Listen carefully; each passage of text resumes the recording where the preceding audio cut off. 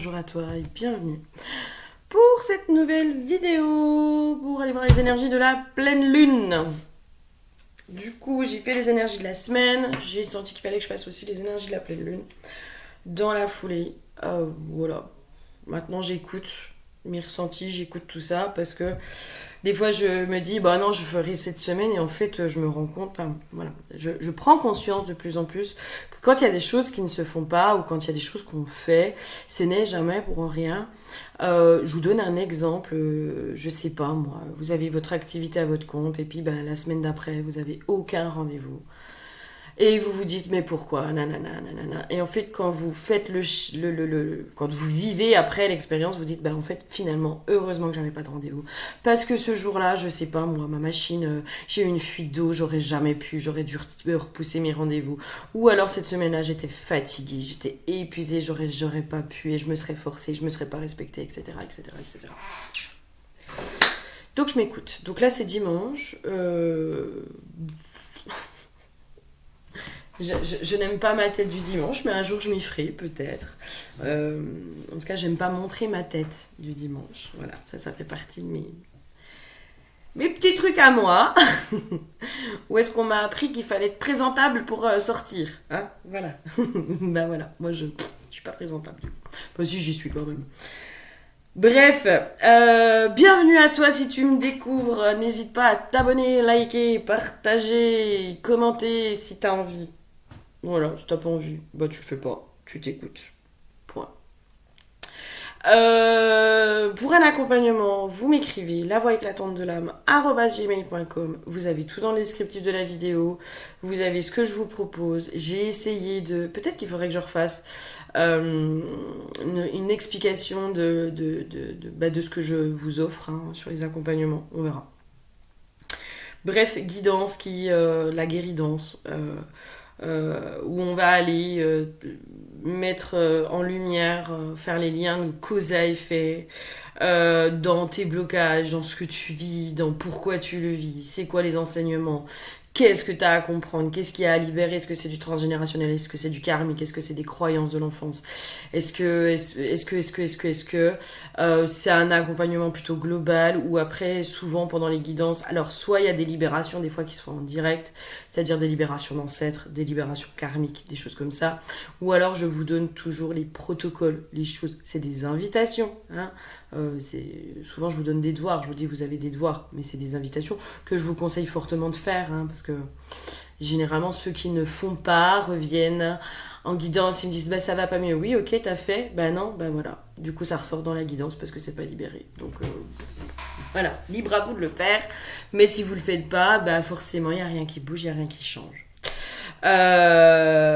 Donc voilà, la guidance et le soin chamanique. Pour moi, le soin chamanique, c'est vraiment ce qu'on peut pas libérer par soi-même, pour soi-même, et où du coup, moi, je vais aller œuvrer avec mes alliés, avec nos alliés, avec ton âme, pour aller libérer donc du coup, au niveau de l'âme, au niveau énergétique, au niveau de tout ça. Voilà. Je crois que j'ai fait le tour. Et puis il reste plus beaucoup de temps, l'accompagnement, deviens ta propre guérisseuse, accompagnement sur 9 mois où je vais vous faire beaucoup de transmission, de savoir, de mes expériences, de tout ça, pour justement utiliser les différents outils pour pouvoir faire les libérations par vous-même, parce que moi j'ai pris conscience, enfin, je pense que je me suis épargnée parfois une bonne dizaine d'années de thérapie en faisant certaines libérations par moi-même. Voilà. Donc pour ceux qui se sentent appelés à faire ça par eux-mêmes, à apprendre, et que vous osez pas parce que vous avez peur de l'invisible, parce que vous avez peur de vous choper des entités, des crottes, des machins, des trucs, cet accompagnement il est fait pour vous mes petits choux, parce que justement on va aller apprendre tout ça, hein. Comment qu'on fait quand on a du pas cool devant nous? Comment qu'on fait tout ça? Et voilà, avec un accompagnement de groupe, avec le soutien du groupe, avec les énergies du groupe, avec l'amour du groupe, avec ce cheminement ensemble, etc., etc. Si tu veux en savoir plus, tu m'appelles. Parce que je passe plus de temps à vous expliquer par téléphone. Et généralement, quand je vous explique vraiment ce qui va se passer, ça vous donne envie pour ceux qui en sortent l'appel. Donc ne tardez plus, hein, parce que là, c'est bientôt, d'accord? Allez, on va commencer les énergies de la pleine lune. L'huile qui a été piochée pour la pleine lune du 14 mars, on est sur l'huile de la circulation.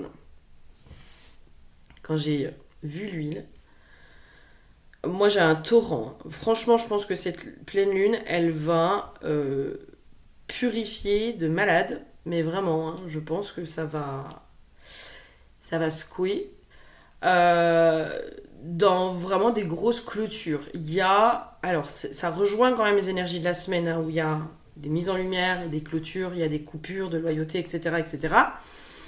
Là, pour moi, il y a des clôtures. Hein. Il y a des clôtures par rapport aussi à des comportements qu'on peut avoir. J'avais cette notion de tout ce qui est en lien avec l'auto-saboteur. Hein. Tout là où on se sabote nous-mêmes, des clôtures, mais de malade par rapport à ça. J'avais la carte donc, envoûtement, mais ouais, je pensais que c'était la mort, mais bref, envoûtement. Et puis idée mélancolique à l'envers. En fait, moi, c'est tout ce qui est, et c'est pas anodin que je vous ai parlé justement des entités négatives, involutives, enfin, vous appelez comme vous voulez.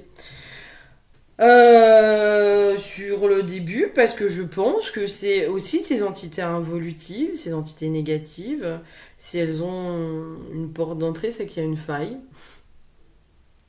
Et il faut aller voir les failles. Voilà. Alors souvent, c'est la notion de territoire. Hein. Quand on sait pas dire non dans la vie, on sait pas dire non dans l'invisible. Quand dans la vie, on se fait un peu bouffer, puis qu'on a du mal à se positionner, qu'on a du mal à se choisir, qu'on a du mal à se faire passer soi en priorité, ben dans l'invisible, c'est pareil. Et donc, du coup, ça rentre. Peut-être qu'on va travailler justement dans cette notion de l'auto-saboteur aussi. Cet auto-saboteur, en fait, qui nous fait croire qu'on n'est pas légitime, qu'on n'est pas assez, qu'on n'est pas suffisant, ou qu'on est trop, ou que si, ou que ça, et puis machin, et puis en fait qui nous empêche, en fait, qui nous coupe l'herbe sous le pied, puis qui nous met pas mal de croyances et de pensées limitantes. Mon avis, ça va remonter, on va aller voir un petit peu plus loin, hein, qu'est-ce qui se passe, mais moi je pense que ça va secouer. Je pense que ça va faire un peu mal au derche. On va pas se leurrer. Ça va faire mal à l'ego. D'accord. Peut-être que votre ego, dans nos comportements égotiques, hein, on peut des fois être dans l'ego en disant non, mais moi, je suis pas comme ça. Ah ouais. Tu crois? T'es sûr? Are you sure? Ah bah si en fait. Et ça fait mal. Ah, ça c'est beau. Pas confortable. Hein, de voir des choses chez l'autre et de les juger. Hein, de dire ouais lui de toute façon il est comme ça. Nanana. Ok. Moi une phrase qui m'a aidée, hein, qui fait pas du bien, c'est ce qu'on reproche aux autres, on peut se le reprocher à soi-même. Ça fait pas du bien. Hein. Loin de là. Je sais plus qui c'est qui l'avait sorti. Je crois que c'était Lise Bourbeau. Je suis pas sûre. Mais je crois que ça vient de Lise Bourbeau. En tout cas, j'ai dû le lire, il me semble, chez Lise Bourbeau. Ce qu'on reproche aux autres, c'est ce qu'on peut se reprocher à soi-même. Donc ce que moi je reproche aux autres, c'est ce que je peux me reprocher à moi. De moi à moi, parfois. Puis des fois de moi avec les autres. Hein. Parce que, je prends par exemple la manipulation... qui est quand même beaucoup diabolisée. Hein. Ouh là là, la manipulation, c'est pas bien. Là, là, là. On est dans une société où on est beaucoup manipulé et on se laisse manipuler et où peut-être aussi nous-mêmes, à certains endroits, on manipule l'autre. Voilà. Et c'est remettre un peu de légèreté aussi par rapport à ça. De dédramatiser tout ça. D'arrêter de se juger en permanence par rapport à tout ça. Il y a cette notion je sens aussi la notion du perfectionnisme. Toujours plus, toujours mieux, toujours. Euh, toujours travailler sur soi, toujours libérer, toujours machin, toujours truc. Ça me donne une notion, je pense au niveau professionnel, alors peut-être que pour certains vous êtes à votre compte, et il y a cette notion de je comprends pas, j'ai fait un travail sur moi, pourtant je remplis pas mes accompagnements, j'ai pas de rendez-vous, alors toujours plus, faut que je fasse quelque chose, des visuels qui me représentent bien, qui machin, qui truc, et puis machin, et puis truc. Et c'est comme si ça coupait aussi de l'essence même, de notre essence même. C'est-à-dire, il faut que le visuel il soit parfait, il faut que ce que je présente ce soit parfait.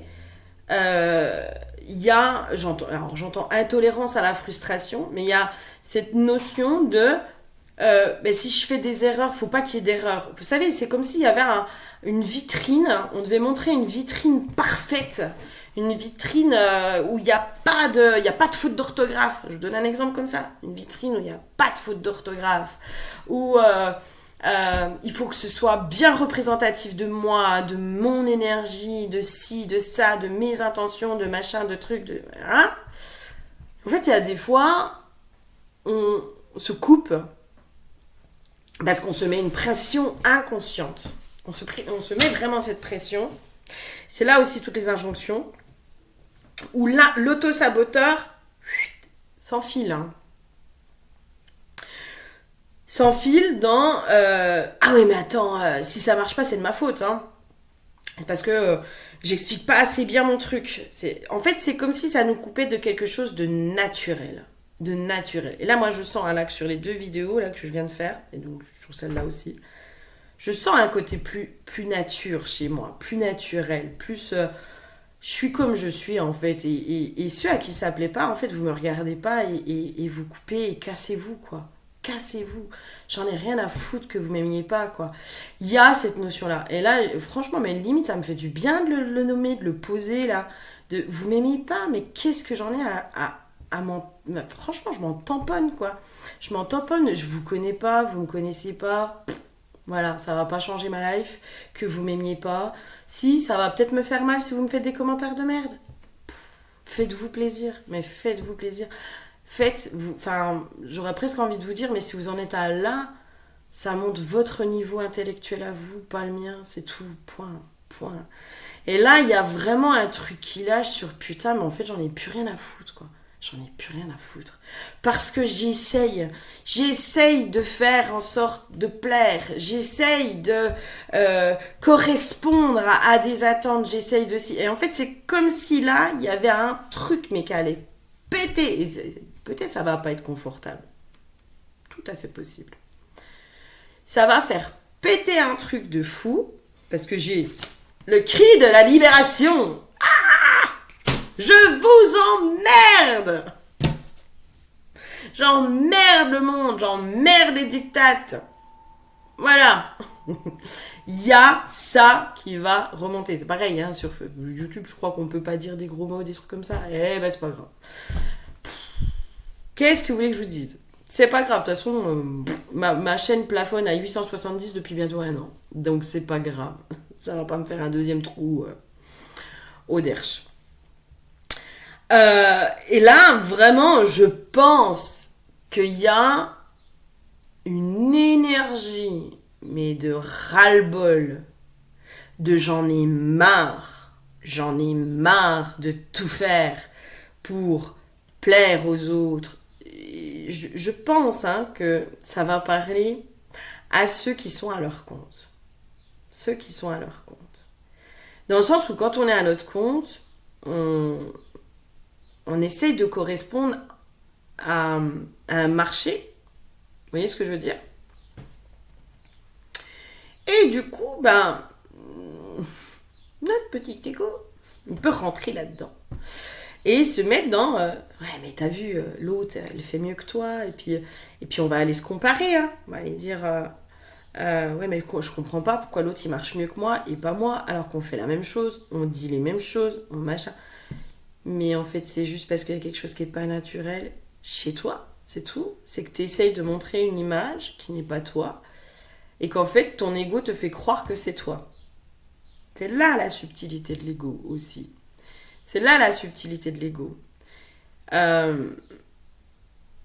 Et c'est là, dans ce qui me vient aussi, c'est tous ces trucs où, vous savez, les conseils qu'on vous donne. Les conseils. Tu sais, tu devrais faire comme ça. Puis toi, tu vas réussir. Moi, on m'a toujours dit qu'en gros, il fallait vraiment que je sois plus dans ma polarité féminine, plus dans ma douceur. Que c'était là où j'étais la plus puissante. Nanana. J'avais pu avoir ça comme message. Puis j'y arrive pas, en fait. Moi, je suis moi. Je suis cash. Je suis rentre dedans. Je vais aller squeeze sans m'en rendre compte. Alors toujours avec douceur, amour, bienveillance. Enfin, j'essaye autant que faire se peut.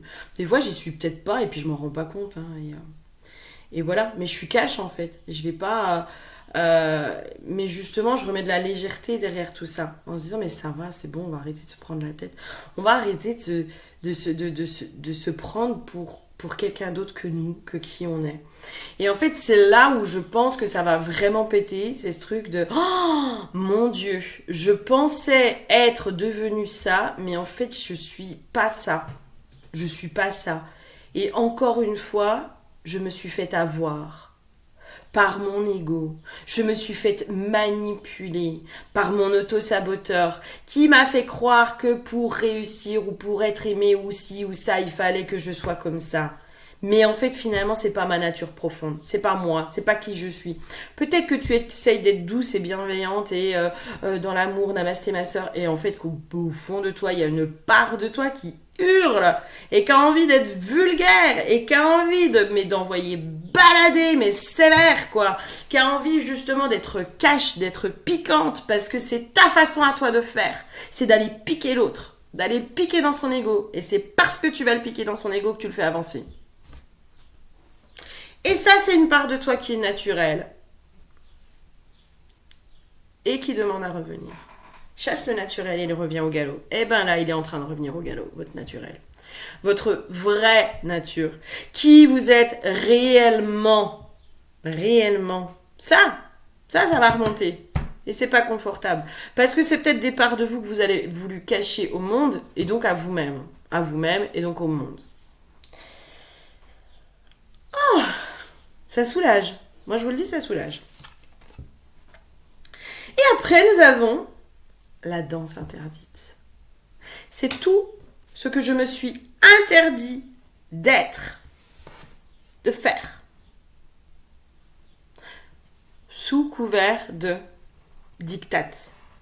Sous couvert de... Je vous donne un exemple. Quand on est dans la spiritualité... On doit tenir un certain discours. Enfin, moi, le discours que je tiens, on va me dire « Ouais, mais t'es pas du tout spirituel. » Ah bon? Je sais pas. C'est quoi être spirituel, en fait? C'est quoi être spirituel? C'est manger des fruits et des légumes toute la journée? C'est faire des jeûnes? C'est faire des méditations? C'est ça, être spirituel? C'est écouter des musiques... je sais pas combien de hertz, c'est parler de chakras, c'est parler des anges et des petites fées, c'est ça être spirituel? Non, c'est pas ça être spirituel. Être spirituel, c'est aller à l'intérieur de soi. C'est aller dans ses propres profondeurs, c'est aller dans ses ombres, c'est arrêter de s'illusionner sur une image parfaite. C'est accepter toutes nos imperfections, c'est accepter qui l'on est, qui on incarne. Notre âme, elle a voulu qu'on soit nous dans toutes nos aspérités, dans tous nos défauts, dans tout notre côté parfois rugueux. La spiritualité, elle est pas lisse, elle est pas brillante. C'est pas ça la spiritualité. C'est pas brillant, c'est pas fait de paillettes et de bling bling. Ça, c'est de la fausse lumière. Ça, c'est de la fausse lumière. Ça, c'est de la poudre de perlimpinpin. Parce que les trucs que vous allez vivre là-dedans, oui, ça va vous faire du bien. Sur un temps. Mais c'est tout. C'est du pansement. C'est du bullshit. Et la vraie spiritualité, elle est rugueuse. elle est rugueuse. Elle est piquante. Elle vient vous piquer là où ça fait mal. Là où ça fait mal. Elle vient vous bousculer. Elle vient vous faire rentrer dans des torrents. Dans des grandes incompréhensions, dans un torrent émotionnel où vous allez être d'un coup mais submergé par la colère, par la tristesse, et vous avez envie de tout envoyer baldinguer parce que vous hurlez après vos guides en disant mais putain mais vous me faites chier, je comprends plus rien là. Je comprends plus rien, je ne sais plus, je ne comprends plus rien, je suis dans le chaos, il y a rien qui marche. Et c'est là, dans ces colères-là, dans ces chaos-là, que vous allez aller voir, vous allez comprendre c'est quoi le message, c'est quoi la libération, c'est quoi tout ça. Et c'est là que vous allez retrouver paix, harmonie et équilibre. Et c'est ça en fait, c'est ce côté bipolaire. On est bipolaire quand on est spirituel. On assume notre bipolarité parce que on se laisse traverser par les énergies. On absorbe. On vit les mouvements de planète, on subit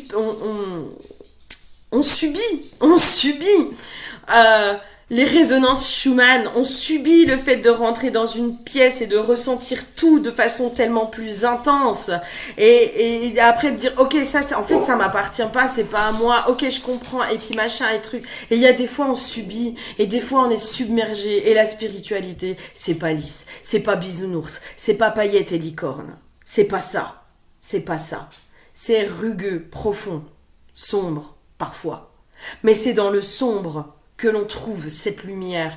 Parce que tant qu'on n'a pas expérimenté cette lumière, tant qu'on n'est pas allé voir cette lumière dans le sombre, à l'intérieur de nous, mais qui est le sombre de l'humanité, ben je suis désolée, mais c'est paillettes et licorne. Voilà. C'est du flan. Et quand on comprend qu'en fait, je vous donne un exemple là, où j'ai refait une libération, encore pour ceux qui me suivent et qui me connaissent. Je suis tombée il y a longtemps sur un pervers narcissique, ça a été un enseignement cet homme. Ça a été mon plus grand enseignant dans tout ce qu'il a détruit à l'intérieur de moi, qui devait être détruit.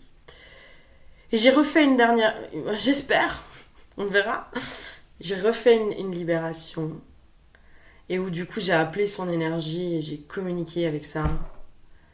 Et en fait, il y avait cette notion où à un moment donné, je me dis, je te pardonne. Et là, je suis dans, non mais en fait, il n'y a rien à pardonner. Il n'y a rien à pardonner. C'est. Et en fait, il n'y a que de l'amour. Il ne reste plus que de l'amour. L'amour de cet enseignement que tu m'as apporté par le biais de la souffrance. C'est pas l'amour de la souffrance. C'est l'amour de ce qui en ressort. Et que toute cette souffrance, si je ne l'avais pas vécue, si je ne l'avais pas supportée, subie à certains endroits, si je n'avais pas passé toutes ces étapes où des fois je me disais, ça y est, je suis libérée. Ah ben non. Ah ben non. Oh, ça revient. Oh, crotte. Faut y retourner. Si j'avais pas vécu tout ça, j'aurais pas eu aussi ces compréhensions, cette sagesse, cette forme de sagesse qui n'est pas moi, qui est juste une part de moi. Parce qu'il y a des fois, croyez-moi que je suis pas sage. Mais pas du tout. Aïe, aïe, aïe, aïe. Non, pas du tout. Il y a des fois, je fais des grosses conneries. Des fois, je fais des bourdes. Des fois, je suis maladroite. Il y a des fois, je dis des énormités. Puis je me dis, oups, merde. Oups, t'aurais peut-être pas dû dire ça. Oh, bah mince alors.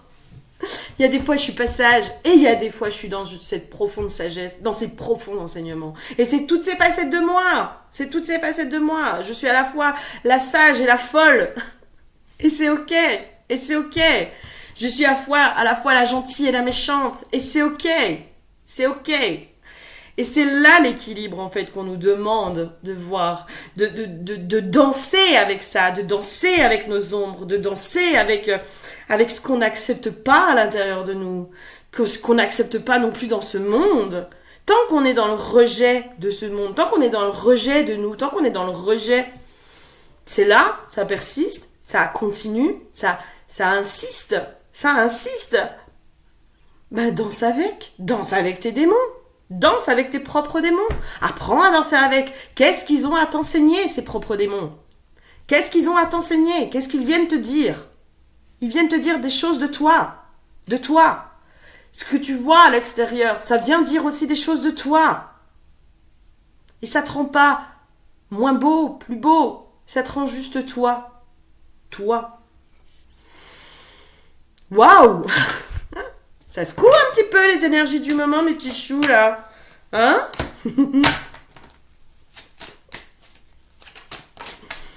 Qu'est-ce qu'on aurait d'autre? Ouais, accepter la dualité. J'ai le notaire, en fait. Il y a vraiment cette notion d'accepter toutes nos dualités, en fait. Toutes nos dualités. On n'arrête pas de dire « Oh, il faut sortir de la dualité. On veut rentrer dans un monde d'unité. » Oui, oui. Mais pour rentrer dans un monde d'unité, il faut accepter notre dualité. Il faut l'accepter, il faut l'épouser, cette dualité. Il faut l'épouser. Vraiment l'embrasser. L'embrasser, cette dualité. Dire « Mais bordel, qu'est-ce que je t'aime. Mais qu'est-ce que je t'aime, ma dualité. Parce qu'en effet, je ne suis pas toujours gentille. Moi, j'ai un côté super sociable, faux folle. J'adore faire la fête, j'adore les gens, j'adore tout ça. Et en même temps, j'ai ce côté ours. J'ai besoin d'être dans ma grotte, je vois personne, mais limite, t'es genre tu m'appelles, ça me fait chier, quoi. Non, pas envie de te voir, j'ai pas envie de voir les gens, pas envie. Et c'est ces deux facettes-là, et c'est moi. Et c'est ça, en fait. C'est accepter, on n'est pas figé, qu'on n'est pas qu'une seule chose, qu'on n'est pas que gentil, qu'on n'est pas que bien.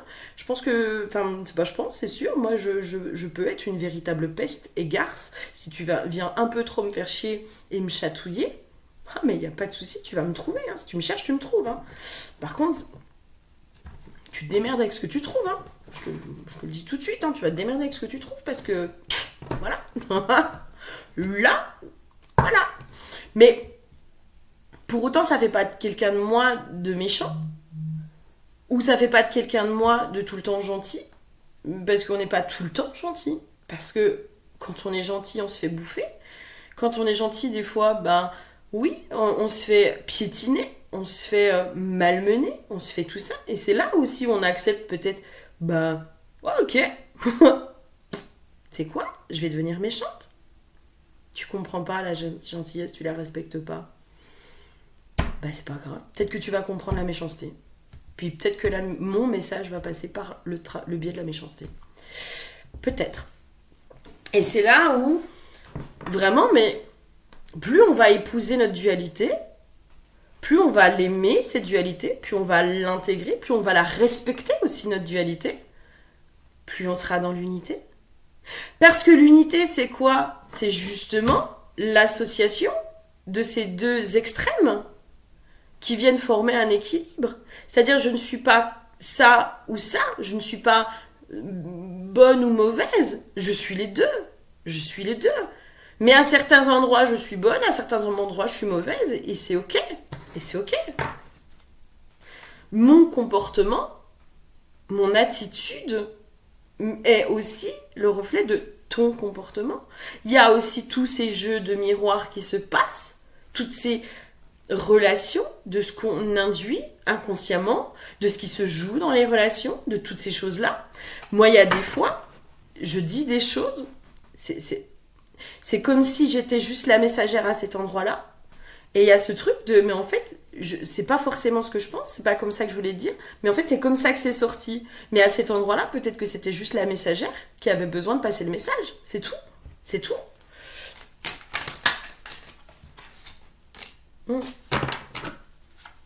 C'est remettre, vous savez, dans ces endroits arides à l'intérieur de nous. Donc, arides, ça veut dire que on les a pas nourris.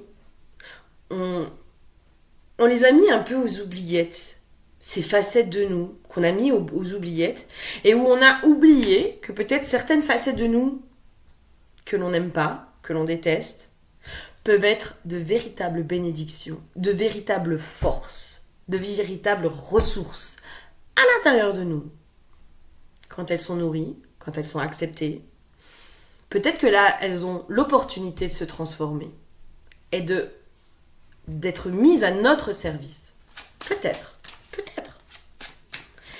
Il y a, à mon avis, cette pleine lune... Après, j'ai la carte de la lumière qui est sortie. Justement, on n'est pas que la lumière. On n'est pas que l'ombre. Et là, j'ai protection et réalisation. Et c'est comme ça qu'on peut expanser, en fait. C'est aussi comprendre... Vous savez, souvent, on demande... Encore une fois, je fais un parallèle sur l'invisible. Sur justement les attaques spirituelles. Alors déjà, petite chose, hein, quand on est beaucoup attaqué, c'est que peut-être on s'attaque beaucoup nous-mêmes. Hein. Enfin, allez voir aussi tout ce que vous vous attaquez vous-même. D'accord ? Quand vous demandez la protection, vous appelez quoi ? Vous appelez des guerriers ? Vous appelez des guerriers, on est bien d'accord. Quand vous sentez qu'il y a de la difficulté, vous appelez quoi ? Vous appelez le guerrier ou la guerrière. Vous appelez quelqu'un quand même qui a un bouclier, qui a une épée, qui a quelque chose pour se défendre. Et ça reste lumineux pour autant. Ça reste lumineux. Là, on me montre l'ange. Je sais pas c'est lequel, l'archange. Je sais pas c'est lequel, bref, avec son épée.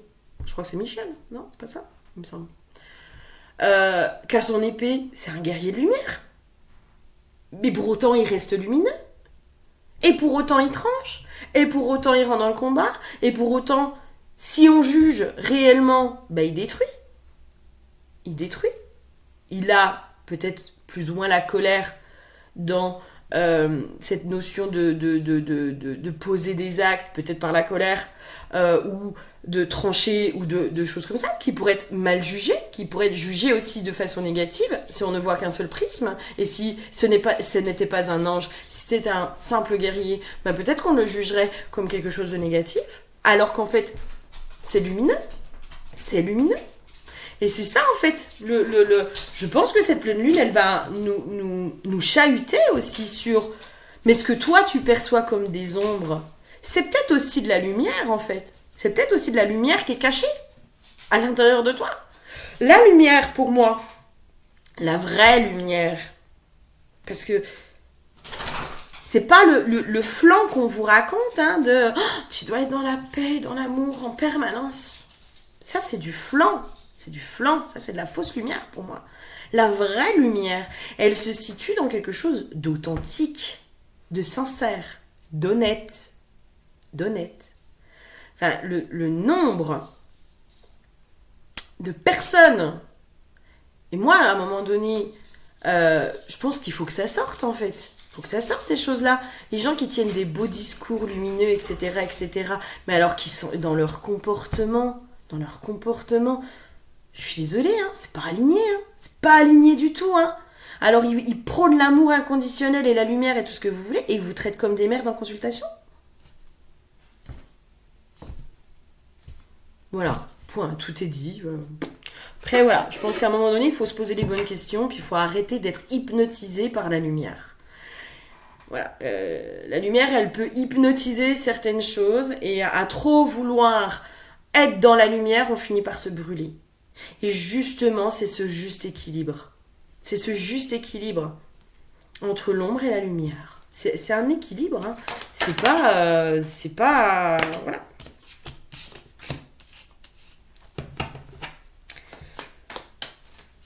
Là, j'ai vraiment la notion, justement... Ah ouais, mais là, ça va aller... Moi, je pense que cette pleine lune, elle va venir secouer, hein. Vraiment. Je sens une épuration, mais forte. Mais limite, c'est comme si... Alors moi, ça me prend à l'utérus. Et chez moi, l'utérus, c'est vraiment... Quand ça me prend dans mon utérus, ça me prend du coup dans mon énergie créatrice. Et je pense qu'il y a une grosse purification au niveau de notre pouvoir créateur qui va être fait sur cette pleine lune, en fait. C'est comme si cette pleine lune, elle allait vraiment nous montrer... notre pouvoir créateur, alors à quel point des fois il peut être entre guillemets saboté, parce que je pense qu'il est jamais saboté, à quel point il est puissant, à quel point il est fort, et à quel point, oui en fait, peut-être que tu vis plein de choses, mais peut-être que t'as pas pris la leçon de tes erreurs. Voilà, peut-être qu'il y a des erreurs là, Peut-être qu'il y a certaines de tes erreurs qui vont te péter à la tronche. Hein. Mais vraiment, ça va te péter en pleine gueule dans les conséquences. Dans les conséquences. Et peut-être dans tout ce joli discours qu'on se raconte à soi pour ne pas ressentir la culpabilité, ne pas ressentir la honte, ne pas ressentir ce qui n'est pas agréable. Plonge là-dedans. Plonge là-dedans. T'as honte ? Ben, on a tous honte. Tu te sens coupable ? On se sent tous coupables pour quelque chose. Voilà. C'est pas agréable, c'est pas confortable de ressentir ça à l'intérieur de soi. Mais tant que tu le ressens pas pleinement, ben ça reste. Et puis ça pourrit. Et ça pourrit ton pouvoir créateur. Et ça pourrit tes créations. Et ça pourrit tout ça. Donc va voir toutes ces choses-là. Bah oui, apparemment. Ok, allez, un petit message de fin, les chouchous. Ouais, pour moi, là, c'est vraiment... il y a une grosse épuration qui se fait sur cette pleine lune. Hein. Pour moi, hein, vraiment. Hein. Il y a vraiment une grosse épuration sur ce que l'on se cache à nous-mêmes et ce que l'on ne veut pas voir. Vraiment. Et qui nous coupe de notre abondance, de notre pouvoir créateur, de notre divinité, de notre vraie lumière.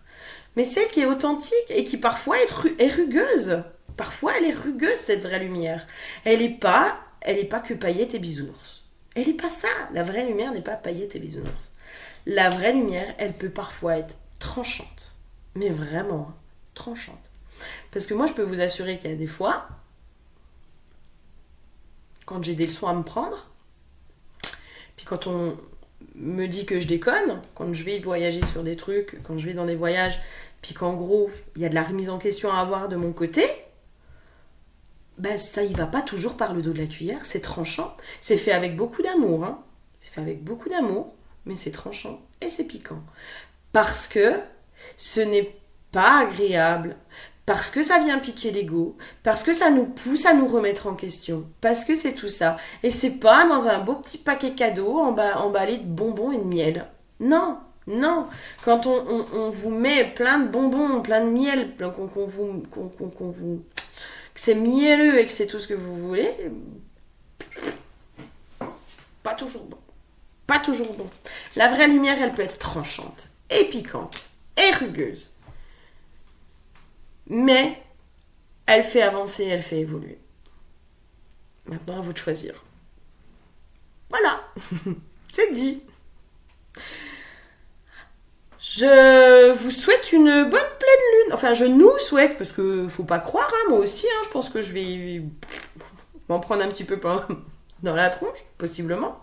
Peut-être que je vais avoir aussi des remontées de comment moi je me sabote, comment je m'illusionne, comment je suis aussi dans une dualité, parce que je suis pas plus que vous, je suis pas plus exceptionnelle. Et voilà, moi je suis une messagère qui marche aussi le chemin. Voilà. Qui marche aussi ce chemin de conscience et qui fait aussi ce processus, qui vit ce processus. Donc les messages, je les prends pour moi aussi, hein, vous inquiétez pas, hein, je vous donne pas de leçons, hein, les leçons je les reçois aussi. Vous inquiétez pas pour ça. Je vous fais plein de gros bisous. Continuez à... Enfin voilà, prenez soin de vous, comme d'habitude. Prenez soin de vous et vraiment marcher ce chemin de conscience, avoir envie d'avancer, avoir envie d'aller mieux, avoir envie de se libérer, avoir envie de retrouver de la pacification à l'intérieur de soi, c'est pas confortable. C'est pas confortable. C'est pas une partie de plaisir. C'est parfois éreintant. Ça vient chahuter un émotionnel très profond. Des fois, ça met dans des colères terribles. Moi, ça me met des fois dans des colères, mais où j'explose, quoi. Et après, je fonds en larmes. Et c'est là où la compréhension et les choses bougent. Alors, autorisez-vous à vivre vos émotions, même si elles sont dites pas spirituelles. On les emmerde, d'accord ? Vivez vos émotions, traversez-les, vivez-les pleinement, même si elles vous font peur. Surtout si elles vous font peur. Parce qu'elles ont des enseignements à vous apporter et des compréhensions à vous donner. Ok ? Des gros bisous. N'hésitez pas à me faire un petit message pour me dire si ça vous parle et si voilà, Vous allez sentir ça, ou si vous sentez que c'est dans les tréfonds de chez vous, etc. Et puis ben voilà, je souhaite que cette pleine lune, elle soit quand même malgré tout libératrice pour chacun d'entre nous, que nous puissions tous trouver les libérations et les compréhensions dont nous avons besoin à l'instant sur notre chemin. Bisous bisous!